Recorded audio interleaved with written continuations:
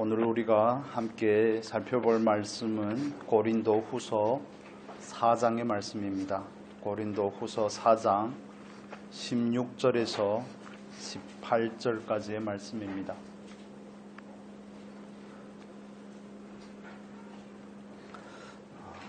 한 목소리로 같이 읽겠습니다.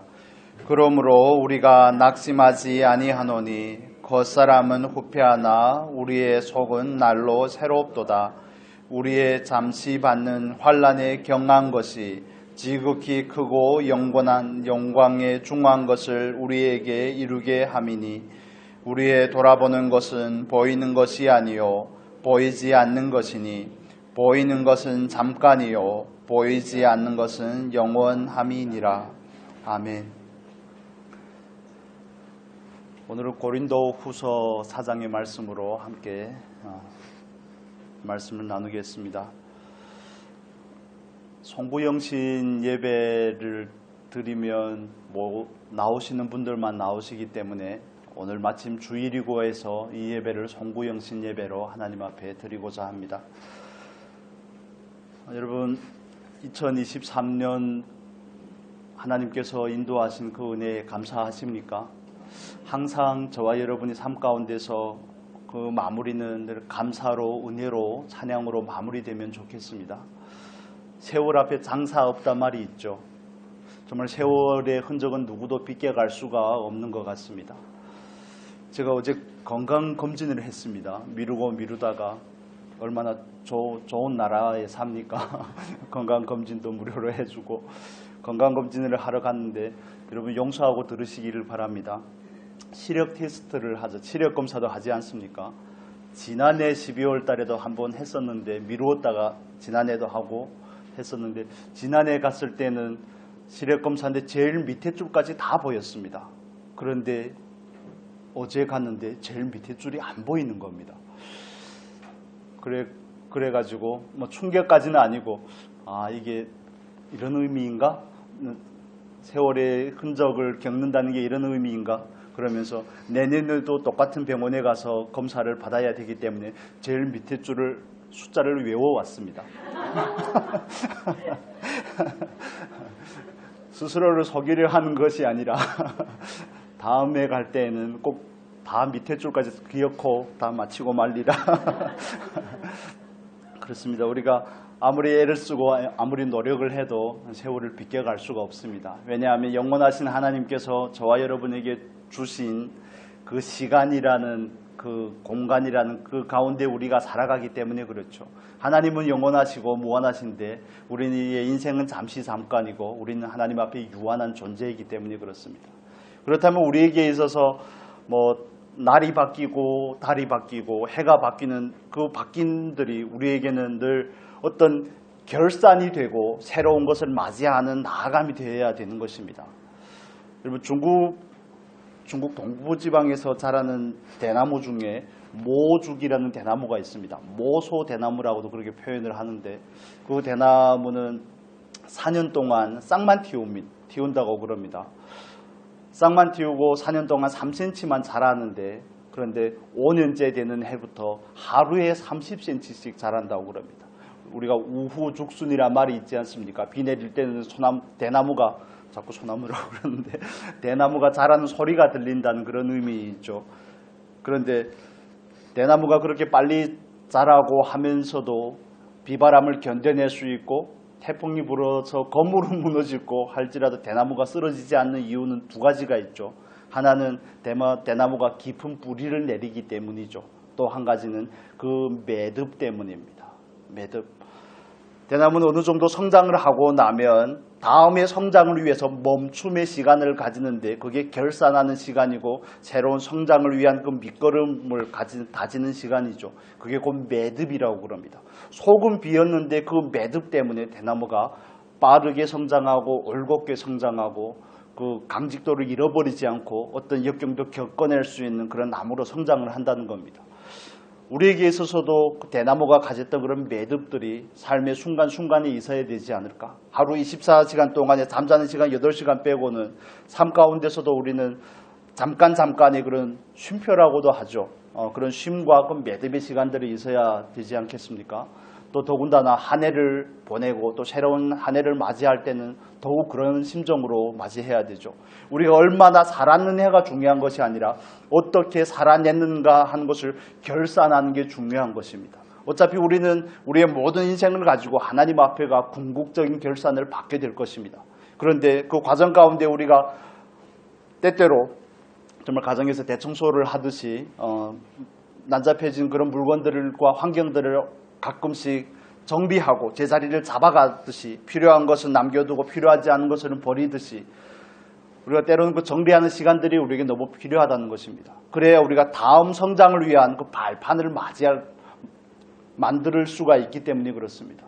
그래서 우리가 지나보낸 그 시간이 그냥 허투루 지나보낸 시간이 아니라 결산의 시간이 되고 새로운 것을 맞이하는, 하나님께서 우리에게 새롭게 주실 새로운 한 해를 맞이하는 그런 밑거름이 되고 매듭과 같은 그런 시간이 될 수 있기를 축복합니다.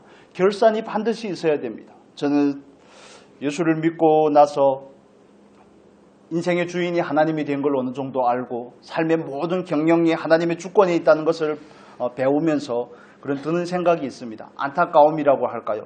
저 스스로의 삶을 바라보면서도 또 느끼는 안타까움이, 고통을 겪는데 거기서 교훈을 배우지 못하는 거, 정말 안타까운 일입니다. 고난을 겪고 환난을 겪는데 그 과정에서 하나님께서 주시고자 하는 그 메시지를 캐치하지 못하고 그것을 통해서 성장을 이루어내지 못한다는 것, 고통이 그냥 고통으로 멈춘다는 게 우리의 유한한 인생 가운데서는 큰 데미지가 되는 겁니다. 그렇기 때문에 우리가 하나님 앞에서 결산하는 시간들은 굉장히 중요한 것이죠. 마치 그 대나무가 그 한 단계의 성장을 위해서 마무리하고 가듯이, 여러분 주유소 같은데 뭐 일상에서도 자주 본 드럼통이 있죠. 드럼통. 큰 드럼통이 있지 않습니까? 제일 처음에 그 드럼통을 만들었을 때는 가운데 그런 환 같은, 매듭 같은 게 없었다고 그럽니다. 그런데 너무 매끈하게 만들다 보니까 너무 쉽게 그 파손이 되고 구겨지고 견디기가 힘들어서 대나무의 매듭에서 창안에서 드럼통에다 그렇게 매듭을 2개를 넣은 거랍니다. 그러니까 그 강직도가 4배나 강해졌다고 그렇게 얘기하더라고요. 제가 직접 테스트한 건 아니고 테스트한 결과를 말씀을 드리는 겁니다. 그렇듯이 대나무에게 있어서도 그렇고 드럼통에게 있어서도 그렇고 우리에게 있어서도 그 매듭을 짓는 그 시간이 굉장히 중요한 겁니다. 그래서 우리가 이렇게 끈 이 시간을 우리가 마무리하면서 하나님 앞에 매듭 짓는 시간을 가지시면 좋겠습니다. 나를 돌아보고 성찰하고 교훈을 얻고 하나님 앞에 다시 소원을 드리고 소망을 가지는 시간들. 어제 건강검진을 하면서 또 한 가지 생각이 들었습니다. 수면으로 내시경을 할 때마다 여러분 어떤 생각이 드십니까? 수면 내시경을 하는데 제가 손에 혈관이 잘 보이지 않아가지고 주사 바늘을 무서워하는데 마취하는 그 바늘 2번을 찌르고 나니까 기분은 썩 좋지 않았지만 마음에 기도하는 마음으로 그 주사를 맞았습니다. 하나님께서 저에게 기회를 주신다면, 다시 기회를 주신다면 마취가 쭉 이어져서 영원으로 가게 하지 마시고 다시 한번 기회를 주십시오. 여러분 그런 기도를 안 하십니까? 믿음이 좋아서 그렇습니다. 그 마취 주사를 맞는 게 뭔 일이라고, 뭐 그렇게 대수라고. 그런데 그 순간 그런 생각이 들어서 내 안에서 그렇게 인식이 되어서 정말 별것 아닌 이 마취 주사를 맞는 것, 내시경을 하기 위한 준비로서 주사를 맞지만, 그러나 하나님께서 깨어나게 해야지 깨어나는 거 아니겠습니까? 내가 약물을 이겨낸다, 견뎌낸다 이런 개념이 아니죠. 우리가 새롭게 맞이하고자 하는 2024년도 마찬가지입니다. 하루하루 그 생명의 날들도 모두 다 마찬가지죠. 하나님께서 주셔야지 우리의 것이 되는 것이 아니겠습니까? 그 부분에 대해서 우리가 먼저 겸허한 인정이 있기를 바랍니다. 하나님은 왜 우리에게 2024년이라는 시간을 또 선물로 주기를 원하시는가? 하나님의 목적은 어디에 있는가? 그냥 건강하게 오래 사는 것이 목적인가요? 그걸 위해서 건강 관리를 하고, 그걸 위해서 삶을 영위하고, 그걸 위해서 돈을 벌고 적금을 들고 이런 걸 하는 겁니까? 아닙니다. 그리스도인으로서 우리가 하나님께서 우리에게 주는 그 시간들을 맞이할 때는 바른 태도가 가장 중요한 것입니다. 우리에게 주신 모든 날들이 저와 여러분에게 있어서 기회가 될 수 있기를 바랍니다. 그건 우리에게 분명히 기회입니다. 그런데 그 기회는 양날의 검을 가진 기회죠. 어떤 사람에게는 육신으로 살아갈 그 기한이 그냥 기간이 늘려진 것일 뿐이고, 어떤 사람에게는 그게 정말 영원한 생명에 참여할 수 있는 놀라운 축복의 시간들이 되더라는 것입니다. 물론 하나님의 의도야 모든 그리스도인들이 그 시간 가운데서 성령으로 심어 성령으로 거두기를 원하는 것이 하나님의 목적이고 하나님의 의도지만, 그런데 우리가 그 의도를 따라서 살기가 쉽지 않은 게 있습니다. 우리 삶 가운데서는 저와 여러분에게 있어서 하나님께서 우리에게 선물로 주시고자 하는 그 시간이 정말 영생을 거두는 그 시간이 될 수 있기를 바랍니다. 그렇지 않다면 오래 사는 것이 결코 의미가 없습니다. 때로는 어찌 보면 민폐가 될 수 있습니다. 하나님의 나라에서 주의 몸된 교회에서도 오히려 민폐가 됩니다.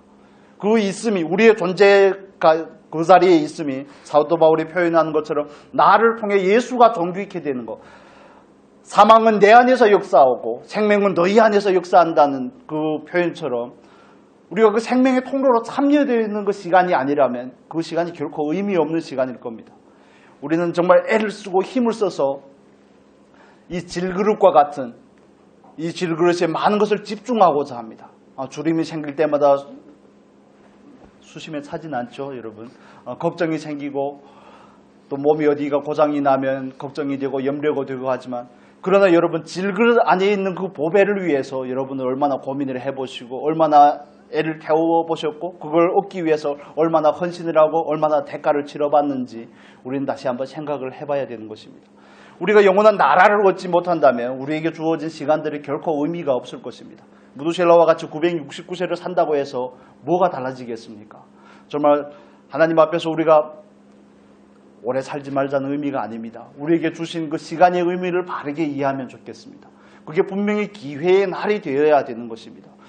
기회의 날이 되게끔 하기 위해서 하나님께서 우리에게 그 생명을 연장해 준 게 아닙니까? 그렇다면 우리에게 주신 그 기회의 시간 가운데 우리는 하나님의 목적이 무엇인지를 살펴야 되죠. 하나님의 목적은 무엇일까요? 하나님이 왜 우리에게 새로운 기한을 연장시켜 주기를 원하시는 것입니까? 더욱 건강하게 만들려고요? 더욱 많은 재산을 축적하게 하려고요? 자녀들을 잘 키우는데 모든 열과 성을 바치라고요? 자손 3대를 보고 자녀들의 삶에 대해서 축복된 그 삶을 보고 너네들 누리라고 우리에게 그런 시간을 연장해 주는 것이 아닙니다. 하나님이 분명히 하나님의 목적 안에서 우리에게 그 시간을 주는 것이죠. 그 목적은 첫 번째로 우리를 새롭게 하기 위함입니다. 겉사람은 날마다 후패하지만 우리 속사람은 날로 새로워져야 될 줄로 믿습니다. 이 원문에서는 그냥 우리의 속은 이렇게 되어 있습니다. 우리의 속은, 여기 한글 성경에도 그렇게 번역이 되어 있죠. 우리가 자꾸 겉사람을 말하니까 속사람 이렇게 표현을 하는데, 우리의 속이라는 것은 두 가지의 의미를 가지고 있죠. 겉사람은 우리의 육체를 의미하는 것이고, 우리의 속은 우리의 혼과 우리의 영을 의미합니다. 우리의 혼적인 변화와 우리의 영적인 성장을 하나님은 목적하신 것입니다. 그 목적을 위해 우리에게 생명의 날을 연장시켜 주신 겁니다. 여러분 반드시 이해를 하시면 좋겠습니다. 그 날이 저와 여러분이 어떤 향락이나 누림을 위한 시간이 되어서는 안 됩니다. 누리지 말라는 것이 아니라 그 바른 순서가 정리가 되어 있어야 되는 겁니다. 어찌 보면 하나님 앞에서 오래 사는 그 삶이 결코 복되지 않은 사람들의 경우를 우리가 많이 보지 않습니까?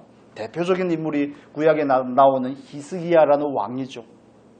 하나님 앞에 그토록 겸손하던 히스기야 왕이지만 정말 죽게 되었을 때 하나님 앞에 나아가 기도하고 생명의 연장 받기를 원해서 기도하던 히스기야에게 하나님께서 해의 그림자가 40도를 물러가게 하고 그에게 15년이라는 생명을 연장시켜 줍니다. 그런데 그 15년 가운데 히스기야가 하는 일들이 뭡니까?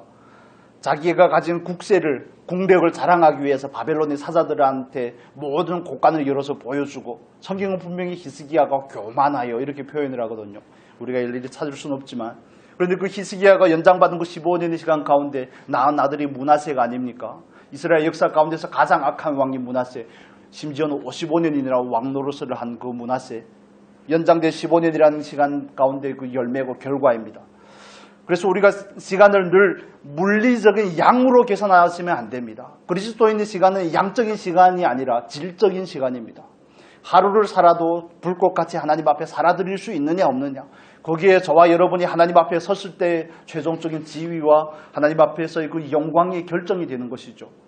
하나님께서 우리에게 시간을 연장시켜 주신 이유는 우리를 새롭게 하고자 하심입니다. 우리의 속사람을, 우리의 영을 더 성장시키고 성숙시키고 우리의 인격이 더 고매해지고 예수를 닮은 사람이 되게끔 하기 위해서 우리에게 시간을 연장시켜 주신 것입니다. 여러분 어떻게 이해하십니까? 그 생명의 의미, 날의 의미, 인생의 의미에 대해서 우리는 성경적인 입장에서 그렇게 받고자 하는 것입니다. 날마다 새로워지고 계신가요? 날마다 새로워지기를 하나님 앞에 소원으로 받고 나아가십니까? 이게 우리에게 있어서 가장 중요한 과제입니다. 그래서 이 성경 말씀 우리가 한번 다시 보겠습니다. 16절의 말씀만 다시 한번 읽죠. 16절 같이 읽겠습니다. 그러므로 우리가 낙심하지 아니하노니 겉사람은 후패하나 우리의 속 날로 새롭도다.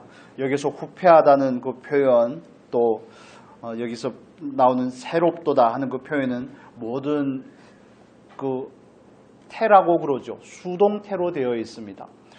그 의미인즉 부패하게 되어가는 것, 날마다 파괴되고 날마다 소멸되어가는 이 생명을 우리가 걷잡을 수 없다는 것을 의미하는 겁니다. 수동적이라는 거죠. 삶이라는 게 그냥 흘러갈 수밖에 없고 세월의 흔적을 맞을 수밖에 없다는 것을 의미할 뿐만 아니라 또 새롭게 된다 하는 이 표현도 수동태입니다.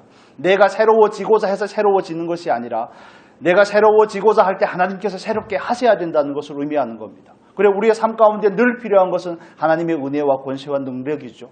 예수 그리스도의 그 놀라운 은혜와 권세와 능력이 우리에게 있어야지 우리가 그 날마다 새로움의 은혜를 경험할 수 있습니다. 그래서 그 소원도 하나님께서 주신 것이고, 그런데 그 소원을 때로는 어떤 분들은 소원을 지키고 그 소원을 가지고 끊임없이 소원하지만, 그러나 많은 경우에 그리스도인들은 하나님께서 주셨던 그 소원이 정말 잠깐 기쁨으로 받고 잃어버리는 마치 돌짝밭에 떨어진 씨앗과 같은 경우들을 봅니다. 여러분, 하나님께서 우리 안에 그 소원을 다시 불타게 일으키시기를 간절히 축복합니다. 그 소원을 절대 놓지 않으셔야 됩니다. 날마다 새로워지고자 하는 그 소원, 하나님께서 나의 생명의 날을 연장해 준 것은 나로 하여금 많은 물질을 거두고 물질을 쌓고 그런 게 아니라, 더욱 건강해지기 위함이 아니라, 세상에서 부와 명예를 더 누리게 하기 위함이 아니라 나를 새롭게 하고자 그 시간을 주셨다는 것을 잊으시면 안 됩니다. 우리가 그걸 잃어버리면 세상의 삶과 세상 사람들의 그 가치를 따라 살 수밖에 없습니다. 세상의 가치를 따라 사는 삶이 되지 않기 위해서 우리는 하나님의 목적을 바르게 이해하셔야 되는 겁니다. 날마다 새롭게 되고자 하나님의 그 은혜와 권능과 하나님의 그 축복을 사모하는 우리가 될 수 있기를 축복합니다. 정말 날마다 새롭게 되고자 하는, 날마다 영적으로 성장하고 또 성숙하고 변화된 삶을 살아내고자 하는 그리스도인다운 그리스도인이 되고자 하는, 하나님의 영으로 인도함을 받는 사람이 뭐라고요? 하나님의 자녀라고, 하나님의 아들이라고 말하죠. 로마서에서는. 그렇듯이 우리는 하나님의 자녀이기 때문에 반드시 그리스도의 영으로 인도하는 사람이 되어야 되는 것입니다. 그 자리까지 나아가야 되는 것이고 하나님은 반드시 그 일을 이루실 것입니다. 그게 하나님께서 저와 여러분을 향한 목적이라는 겁니다. 우리는 목적을 세우기는 하지만 너무 쉽게 잊어버리고, 목적을 세우기는 하지만 너무 쉽게 포기하고, 그 소원을 하나님께서 주셨다고 할지라도 그 소원이 너무 자주 쉽게 희석이 되어서 있는 둥 마는 둥, 술에 물 탄 듯, 정말 물에 술 탄 듯 이런 식으로 하나님 앞에서 뜨뜻 미지근한 상태로 돌아가기가 너무 쉽습니다. 왜냐하면 우리는 세상에 살고 있고 마귀가 우리 안에서 그 소욕들을 점점 약화시키기 때문에 그렇습니다. 우리에게 주셨던 그 소원과 성령의 충만함들을 소멸시키기 때문에 그렇습니다. 자연스럽게 소멸이 되기 때문이기도 하죠. 우리가 이 시간 이 말씀을 나누면서 구패해져가는 이 육신에 초점을 맞출 것이 아니라 눈에 보이는 환경이나 눈에 보이는 육체의 건강에 초점을 맞출 것이 아니라, 비록 눈에는 보이지 않지만 영원한 그 가치에 초점을 맞추시기를 바랍니다. 내 목적이 아니고 내 삶의 원함이나 궁극적인 추구가 아니라 하나님의 목적과 하나님의 추구에 우리의 목적을 맞춰야 되는 것입니다. 그래야 저와 여러분의 삶의 궁극적인 그 결산의 그날에 섰을 때 결코 부끄럽지 않게 될 수가 있습니다. 이 세상에서 누리는 모든 것은 다 잠깐입니다. 잠깐이죠. 정말 육국을 통일하고 불로초를 찾아서 헤매었던 그 진시황의 삶을 보십시오. 정말 많은 그 세상의 그 군왕들의 삶을 보십시오.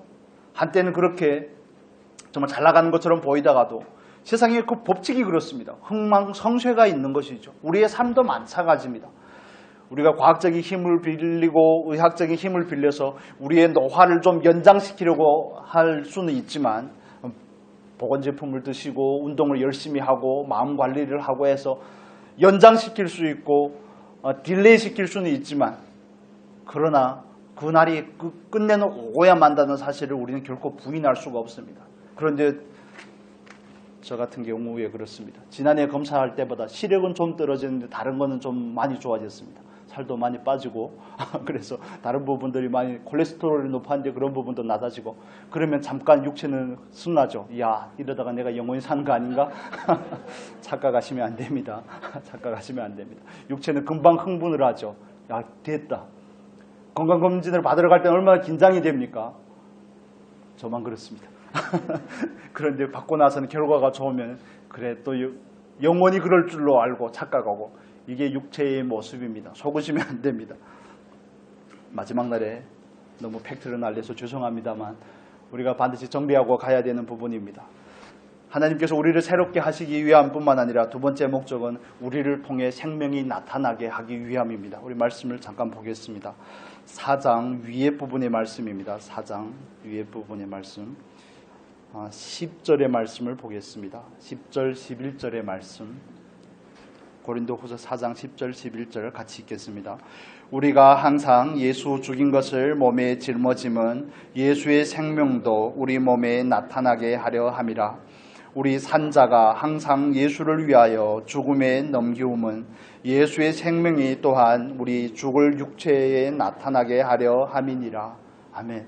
날마다 우리를 새롭게 하는 것은 하나님께서 우리 각자 개인을 위한 목적이라면 또 우리를 통해 그 예수의 생명이 드러나게 하는 것이 그 다음의 목적이죠. 우리의 식의 표현을 빌리면 우리의 각자의 구원과 또 그 구원을 이루며 동참하는 그 삶을 하나님은 목적하고 있습니다. 성경에는 곳곳에 그 이야기를 계속 다루고 있습니다. 여러분 우리를 통해서 우리가 정말 예수 그리스도의 생명의 통로가 되는 것을 소원으로 가지시기를 축복합니다. 그걸 소원으로 가지시기를 바랍니다. 그 생명의 나타남에 미흡할 수는 있죠. 생명이 약할 수는 있지만 그러나 결코 우리를 통해 드러나야 될 것은 우리가 아니라 예수라는 사실은 변개할 수 없는 것입니다. 우리 마가복음의 말씀이 생각이 나서 한번 보겠습니다. 마가복음 6장 보겠습니다.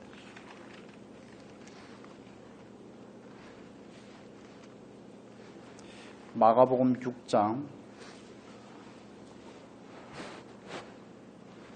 6장 12절에서 14절 같이 보겠습니다. 마가복음 6장 PPT 보셔도 됩니다. 6장 12절에서 14절 같이 읽겠습니다. 제자들이 나가서 회개하라 전파하고 많은 귀신을 쫓아내며 많은 병인에게 기름을 발라 고치더라. 이에 예수의 이름이 드러난지라. 헤롯 왕이 듣고 가로되 이는 세례 요한이 죽은 자 가운데서 살아났도다. 그러므로 이런 능력이 그 속에서 운동하느니라 하고. 아멘. 마가복음 6장 7절에서 13절의 내용은 예수님께서 12제자를 부르고 둘씩 짝지어 복음 전파, 하나님의 나라를 선포하는 그 과정을 담고 있습니다. 그런데 제자들이 나가 회개하라고 하나님의 나라를 전파하고 많은 귀신을 쫓아내며 세례를 베풀고 하고 나서 그 결론이 뭐라고요? 14절의 첫 부분이 뭐라고요? 이에 뭐가 드러난 겁니까? 예수의 이름이 드러난지라. 예수의 이름이 드러난지라. 그래서 우리가 살아가는 삶 가운데서 이것이 우리의 목적입니다. 예수의 이름이 드러나는 것, 나를 통해 예수의 이름이 드러나는 것. 그렇다면 나를 통해 예수의 이름이 드러나기 위해서 사도 바울은 한 가지 전제를 말하죠. 우리가 항상 예수 죽인 것을 몸에 짊어짐은 항상 예수의 죽음을 몸에 짊어져야지 우리를 통해서 예수의 생명이 나간다는 것입니다. 내가 예수와 함께 십자가에 죽었다는 그 사실이 나의 삶 가운데서 날마다 믿어지고 고백이 되어지고 적용이 되어질 때만이 비로소 예수의 생명이 나를 통해 나아갈 수가 있다는 것을 증언하고 있습니다. 여기서 표현하는 짊어지다는 표현은 가지고 돌아다니다. 영어 성경에 보니까 우리가 캐리어라고 표현할 때 캐리라고 이렇게 되어 있더라고요. 늘 항상 같이 다니는 겁니다. 예수의 죽음이. 이건 뗄래야 뗄 수 없는 역사적인 사실이 아닙니까? 성경이 말하는 진리죠. 함께 죽고 함께 산 그 삶.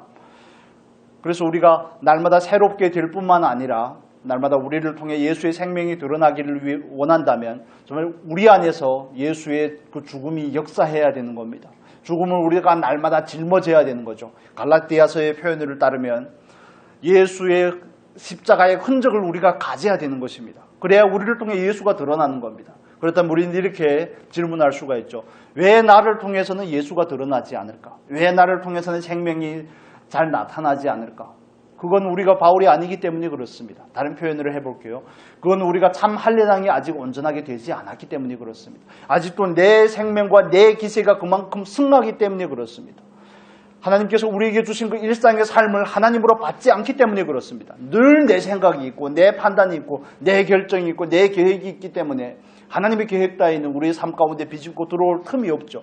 늘 내 기준을 가지고 하나님께서 분명히 형제라고 말하고 지체라고 말하는데 우리는 그 사람을 헐뜯고 비난하고 판단하고 정죄하는 일에 서스름이 없는 게 우리의 모습이 아니겠습니까? 물론 옛날보다 많이 줄어 가끔씩이지만 그러나 그런 걸 우리가 경험하고 나서도 하나님 앞에 다시 회개의 자리로 제대로 돌아가지 않는다는 거. 내 안에 내 눈에 있는 들보를 빼고자 하나님 앞에 통회하고 자복하고 죄를 뒤집어 쓰지 않는다는데 그것 때문에 우리의 근본적인 문제가 해결이 안 되는 겁니다. 형식적인 회개는 있지만 온전한 통회와 자복이 없기 때문에 예수의 생명이 우리 안에서 드러날 수가 없는 겁니다. 여러분, 그래서 우리가 회개한다는 것은 엄청 중요한 일입니다. 여러분 삶 가운데서 예수의 생명이 드러나기를 원하신다면 정말 회개에 힘써야 됩니다. 날마다 정결함을 유지하고자 하셔야 됩니다. 정말 앉으면 회개부터 나오지 않습니까? 기도하려고 앉으면 눈물이요. 기도하고자 앉으면 감사하고 회개하고 우리가 율법적인 차원에서의 정죄를 말하는 것이 아니라 내 양심의 가책이 있잖아요. 이렇게 살면 안 되는데 이렇게 살면 하나님 앞에 기쁨이 되지 않을 텐데 삶 가운데 그런 가책이 없다면 정말 삶을 돌아봐야 됩니다.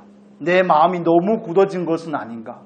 내가 정말 양심의 화인을 맞은 것처럼 그 어떤 하나님의 말씀에도 반응하지 아니하고 하나님의 은혜에도 감격하고 감사할 줄 모르고 찬양할 줄 모르고 하는 그런 처지가 그런 상태가 된 것이 아닌가? 존재로서는 그리스도의 자녀가 맞는데 그러나 그 상태로서는 세상과 방불한 정말 길가와 밖과 같은 그런 상태가 아닌가. 이건 우리가 살펴봐야 될 문제인 것입니다. 저도 정말 간절히 소원하기는 나를 통해 예수의 생명이 드러나는 것, 이게 저와 여러분에게 주신 하나님의 특권이고 하나님께서 우리에게 주신 축복이 아니겠습니까? 축복의 통로가 되는 것, 아브라함과 같이 그 한 사람을 통해 열국의 축복을 받는 것, 얼마나 영광스러운 자리이고 영광스러운 하나님의 초대입니까? 그렇지만 우리를 통해 그 생명이 드러나지 않을 때 우리는 늘 점검해야 될 부분이 그렇습니다. 나는 회개에 힘쓰고 있는가? 나는 하나님께서 나에게 회개하라는 사인을 줄 때마다 형제를 비방하고 정죄하는 그런 부분에 있어서 회개하기에 신속한가? 이런 부분들에 대한 점검이 있어야 되는 것이죠. 나는 예수 그리스도의 십자가를 내 삶에 짊어지고 있는가? 항상이라고 표현하죠. 사도 바울이 항상. 또 고린도전서 15장 31절에 가면 나는 날마다 줍노라. 이런 표현을 사도 바울은 자주 하죠. 항상 날마다 그 예수의 십자가를 짊어지는 우리가 될 수 있기를 축복합니다. 그래야지 우리가 비로소 그 생명의 통로가 될 수 있습니다. 미약하나마. 그러나 그 영향력이 날마다 더 왕성해질 수 있기를, 그 생명의 흐름이 더 충만해질 수 있기를 간절히 소원합니다. 그리고 그런 소원들을 가지셔야 됩니다. 새로운 한 해를 맞이하면서 또 지난 한 해를 보내면서 우리 안에 이런 소원들이 생겨날 수 있기를 정말 간절히 소원합니다.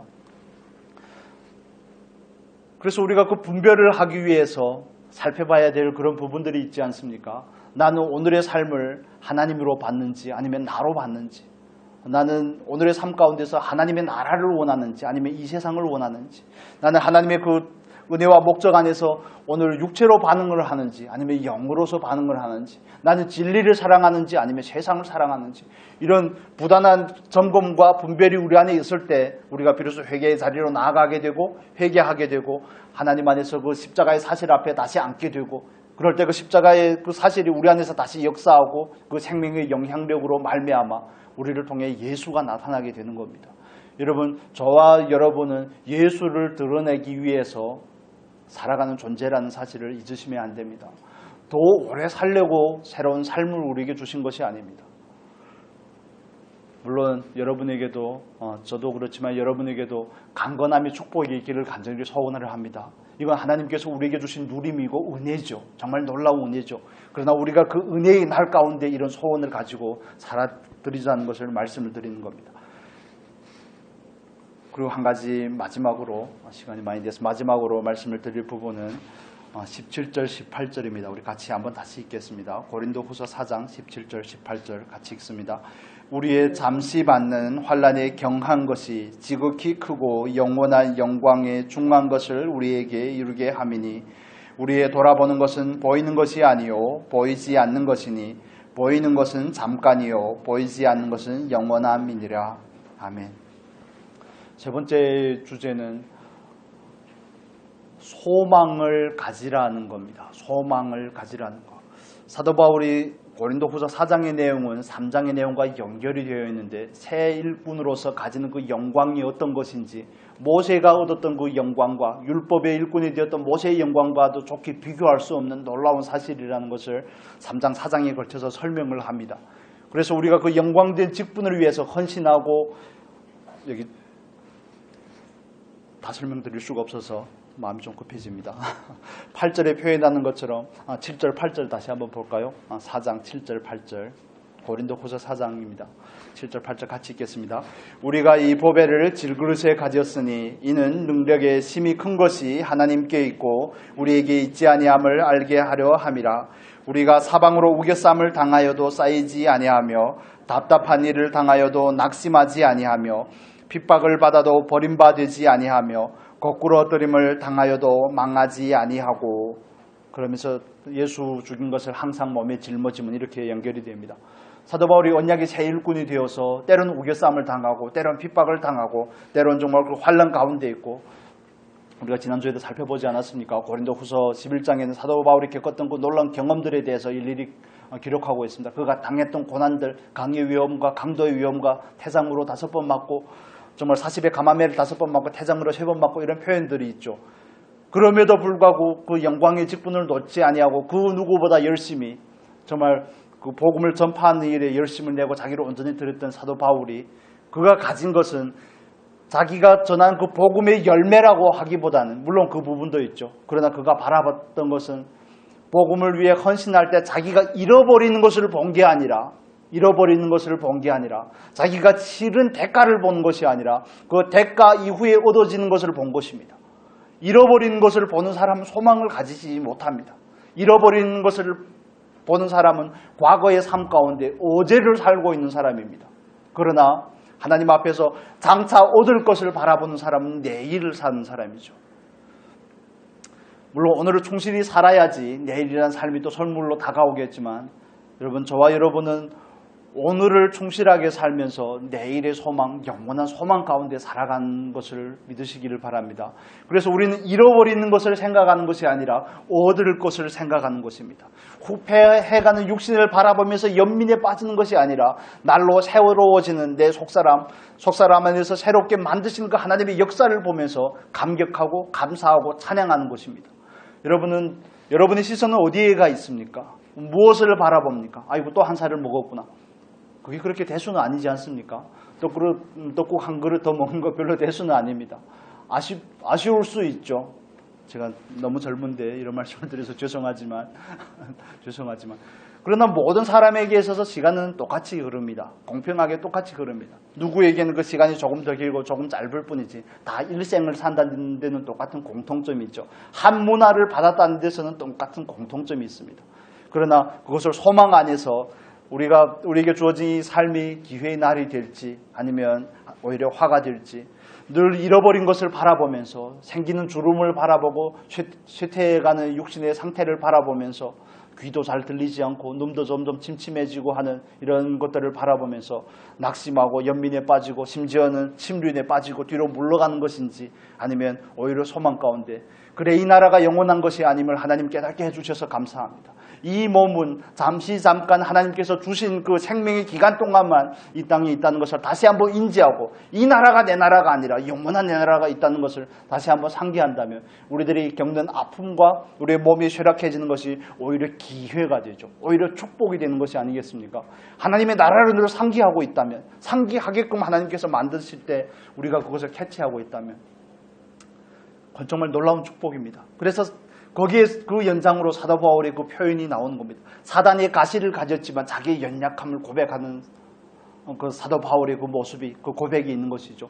가시 자체는 감사하기가 어렵습니다. 그렇지만 그것으로 인해서 하나님을 늘 바라볼 수 있음이 감사하지 않습니까?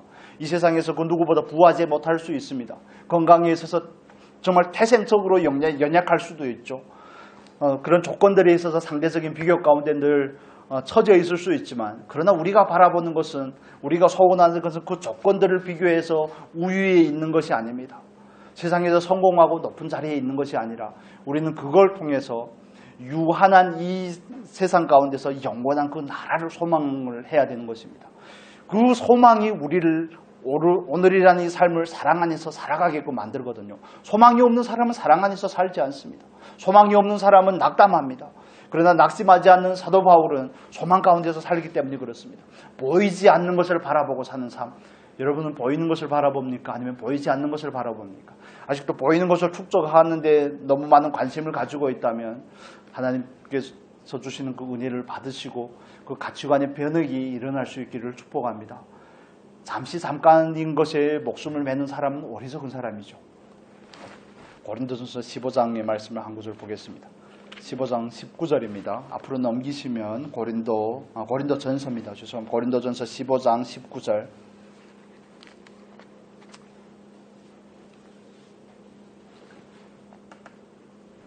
19절 같이 읽겠습니다. 만일 그리스도 안에서 우리의 바라는 것이 다만 이생뿐이면 모든 사람 가운데서 우리가 더욱 불쌍한 자라. 사도 바울은 고린도전서 15장에서 부활에 대해서 설명을 합니다. 그러면서 한 가지 부활에 대해서 설명을 하면서 19절에 표현을 하죠. 만일 그리스도 안에서 우리의 바라는 것이 이생뿐이면, 다른 표현을 하면 그리스도인이 바라는 것은 내생이라는 것이죠. 영생이라는 것을 말하는 겁니다.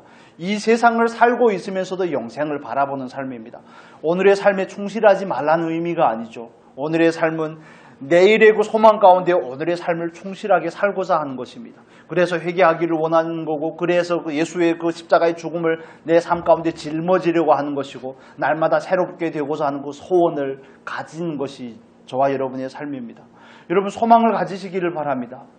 소망을 가져야 됩니다. 그리스도인에게 있어서 소망은 정말 중요한 것입니다. 소망이 없으면 우리는 그리스도인으로 살아가는 것이 아닙니다. 우리는 그냥 정말 하루살이 같이 오늘이라는 이 삶 가운데 우리에게 주어진 이 짧은 세상을 사는 삶입니다. 더 건강해져도 언젠가는 가신다니까요. 언젠가는 하나님 앞에 서게 되어 있습니다. 한 가지 정한 사실이 있지 않습니까? 히브리서 9장 27절에 뭐라 그러죠?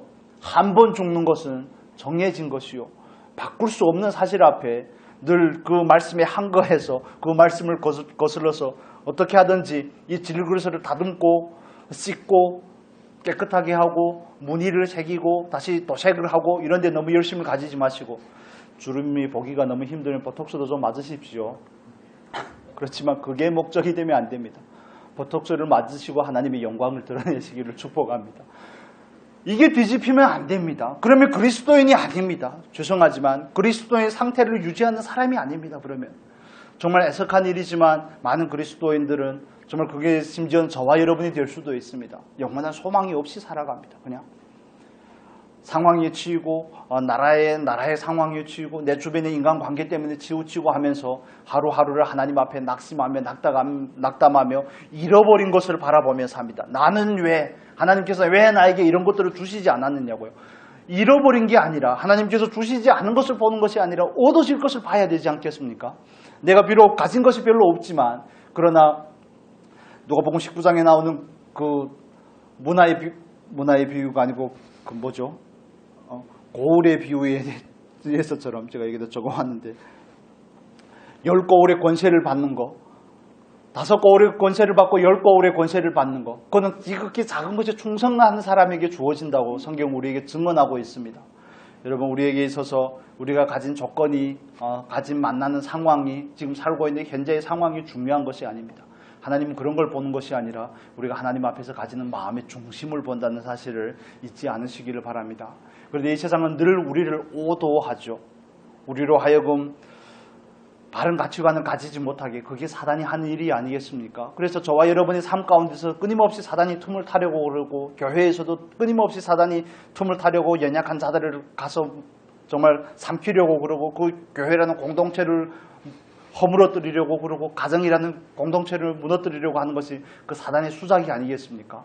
그 앞에서 우리가 온전하게 정말 근신하게 깨어서 바르게 잘 준비할 수 있는 은혜가 있기를 바랍니다. 우리는 영원한 소망을 가지고 사는 것입니다. 스스로에게 이런 질문을 가져보시기를 바랍니다. 나는 정말 영원한 소망을 가지고 있는가? 막연한 거 말고요. 막연한 동경이 아닙니다. 이건 구체적인 사실이 되어야 됩니다. 저도 스스로에게 이 질문을 자주 합니다. 왜냐하면 질문을 해야지, 정말 진리를 따라서 질문을 해야지 거기에 상응하는 답을 낼 수 있는지 없는지 내 양심이 알기 때문에 그렇습니다. 나는 지금 그리스도인인 채 하는지 아니면 정말 소망을 가진 사람인지 거기서 판가름이 나기 때문에 그렇습니다. 흉내내는 것은 언젠가는 미천이 드러나게 되어 있습니다. 우리가 정말 말씀 앞에 정직하게 서자고요. 우리가 말씀 앞에 정직하게 서서 스스로가 바르게 분별이 되어야 되지 않겠습니까? 소망을 가지지 못했다고 해도 괜찮습니다. 그러면 소망을 주시라고 기도해야 되지 않겠습니까? 하나님, 저에게도 영원한 소망을 주십시오. 사도 바울이 오매불망 갈망하던 그 소망, 그 의의 면류관을 얻고자 다름질했던 그 사도 바울이 그 열정을 저에게도 주시고, 그 소망이 오늘의 삶을, 하나님께서 주어진 그 선물이라는 이 하루의 삶을 결정적으로 살아낼 수 있도록 해주십시오. 소망을 가지셔야 됩니다. 소망을 가지고 그 영원 안에서 오늘이라는 삶을 바라보는 은혜가 있기를 바랍니다. 그 영원 안에서 오늘이라는 삶을 바라봐야 됩니다. 우리는 그냥 오늘을 잘 살려고 하는 것이 아니라 영원을 위한 오늘이 되어야 됩니다. 그래야지 성령으로 심어 성령으로 거둘 수 있고 하나님 앞에 섰을 때 거둘 수 있습니다. 그 질문에 정직하게 대답하지 못한다면 우리는 반드시 회개해야 될 것이고 정말 간절히 부르짖어야 될 것입니다. 늘 잃어버리는 것에, 유한한 것에 내 시선을 두고 내 가치를 두고 그것을 목적하고 지향하고 있다면 우리는 하나님 앞에 정말 통회하면서 자복해야 되는 것입니다. 그렇지 않다면 우리는 정말 온전한 그리스도인으로서 살아갈 수가 없는 것입니다. 하나님께서 사도 바울에게 주셨던 그런 소원과 열정을 우리에게도 주시기를 정말 간절히 소원해 봅니다. 경주사로서 정말 믿음의 선한 싸움을 싸우고 하나님 앞에 서기를 오히려 소망하는 그 사도 바울의 모습, 관제와 같이 부음이 되었지만 자기 죽을 날을 기대하는 그 오히려 소망 가운데 기다리는 그 삶이 우리의 삶이 될 수 있기를 바랍니다. 우리가 마지막으로 한 구절만 보고 마치겠습니다. 사도행전 20장 24절, 우리가 너무 잘 아는 말씀이죠. 사도행전 20장 24절 같이 읽겠습니다. 신약 성경 223페이지 좌우에 있습니다. 사도행전 20장 23절 24절 같이 보겠습니다. 23절 24절 같이 읽습니다. 오직 성령이 각 성에서 내게 증거하여 결박과 환난이 나를 기다린다 하시나 나의 달려갈 길과 주 예수께 받은 사명 곧 하나님의 은혜의 복음을 증거하는 일을 마치려 하면은 나의 생명을 조금도 귀한 것으로 여기지 아니하노라. 아멘. 나의 달려갈 길과 예수 그리스도께 받은 사명 곧 하나님의 은혜의 복음을 전파하는 일에, 증거하는 일에 자기의 삶을 오롯이 내어 던졌던 그 사도 바울의 열정이 우리에게도 있기를 간절히 소원합니다. 소원을 가져야 됩니다. 사도 바울이 어떻게 그렇게 자기를 내어 던졌을까요? 그가 우리보다 특별한 사람이어서가 아니라 하나님께서 그에게 그런 소원을 주셨기 때문에 그렇습니다. 영원 안에서 오늘의 삶을, 영원 안에서 오늘의 삶과 그 사명을 바라봤기 때문에 그는 이렇게 자신을 던질 수가 있었던 것입니다. 여러분, 말씀을 정리해 보겠습니다. 우리에겐 정말 구체적인 질문들이 필요합니다. 하나님이 왜 나에게 새로운 한 해를 선물로 주시는가? 나는 오늘이란 삶을 왜 살아내야 되는가? 그렇다면 어떻게 살 것인가? 어떻게 살 것인가? 난 날마다 새롭게 되어지고자 하는가? 그런 소원을 가지고 있는가? 나를 통해 예수의 생명이 나타나기를 소원하는가? 생명의 통로로 살아드리기를 원하는가? 내가 바라보는 것은 잠깐인 것인가? 유한한 것인가? 아니면 보이지 않지만 영원한 것인가? 나는 잃어버리는 것을 바라보는가? 아니면 장차 오늘 영광을 바라보며 오늘의 인내로서 견디는가? 제가 히브리서의 말씀, 우리가 암송했었던 말씀인데 읽어드리겠습니다. 심지어는 예수님께서조차 히브리서 12장 1절에서 3절의 말씀 이렇게 표현을 합니다. 이러므로 우리에게 구름같이 허다한 증인들이 있으니, 구름같이 둘러싼 허다한 증인들이 있으니 모든 무거운 것과 얼매이기 쉬운 죄를 벗어버리고 인내로서 우리 앞에 당한 경주를 경주하며 믿음의 주요 또한 또 온전케 하시는 이인 예수를 바라보자. 저는 그 앞에 있는 즐거움을 위하여 십자가를 참으사 부끄러움을 개의치 아니하시더니 하나님 보좌 우편에 앉으셨느니라. 너희가 피곤하여 낙심치 않기 위하여 죄인들의 이같이 자기에게 거역한 일을 참으신 자를 생각하라. 늘 예수를 생각하면서 정말 온전케 하는 그 예수를 바라보면서 오늘의 삶이 기회의 날이 될 수 있기를, 날마다 새롭게 되는 그런 축복이 있을 수 있기를 간절히 소원합니다. 기도하겠습니다.